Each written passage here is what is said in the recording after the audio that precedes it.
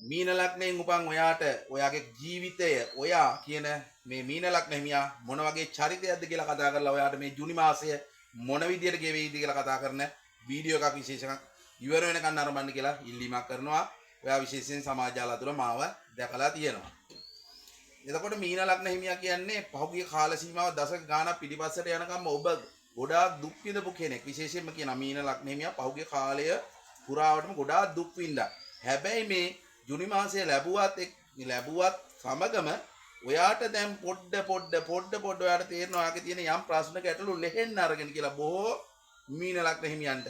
ඔයාට මම මගේ වීඩියෝ ගොඩක් සමාජ ජාලවල බලපු අයලා දන්නවා මම පහුගිය කාලේ කියලා තිබ්බා මීන ලග්න හිමියන්ට විශේෂයෙන් කිසිම කෙනෙකුට රුපියල් 2ක්වත් ණයට දෙන්න යන්න එපා ඔයාට ලැබෙන්නේ නැහැ කියලා විශේෂයෙන්ම මේක මගේ වීඩියෝ වල බය දන්නවා. විශේෂයෙන්ම මීන ලග්න හිමියා මේ මීන ලග්න හිමියාට තියෙන එක දුර්වලකමක් තමයි කෙනෙකුට දෙයක් මිලක් මුදලක් දුන්නොත් නැවතත් ඉල්ලන්න කැමති නැතිකම.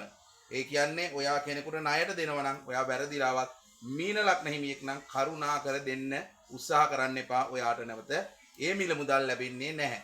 එතකොට ඊළඟ කාරණාව මීන ලග්න හිමියන් පහුගිය කාල සීමාව මම කිව්වා ඔබ විඳෙව්වා කියලා. ඔයාට මේක ඔයාගේ පෞල් ජීවිතයේදී ඔයාගේ ආදරයේදී ඊට අමතරව ඔයා රැකී රක්ෂාවල් කරන ඒතකොට විදේශගතව රැකී රක්ෂාවක් ව්‍යාපාරයක් වෙලහෙළඳාමක් කරන අය වලකුණත් පහුගිය කාල සීමාව දශකයක් වගේ පිටිපස්සට ඔයා විශේෂයෙන්ම ඉපෙයුවාට වැඩි ඔයා විනාශ වුණා. ඔයා පටන් ගත්ත ව්‍යාපාරයක් වෙලහෙළඳාම අතරමැදි බොහොම කැමැත්තෙන් බොහොම ආසාවෙන් පටන් ගත්ත අතරමැදි විනාශ වෙලා යන්න ඇති. විශේෂයෙන් ඔයා ඒ පිළිබඳව දැනුවත්. එතකොට ඔයාට තමයි මේ වීඩියෝ එක කරන්නේ. ඔයාට විශේෂයෙන්ම මම මේ ජුනි මාසයේ 15න් පස්සේ ඔයාට මොන විදියට ගෙවෙනවද කියලා වීඩියෝ එකකින් මම කතා කරනවා කියලා. ඊට කලින් මේ ඔයාගේ චරිත ලක්ෂණ පිළිබඳව කතා කරන්නකෝ මොහොත.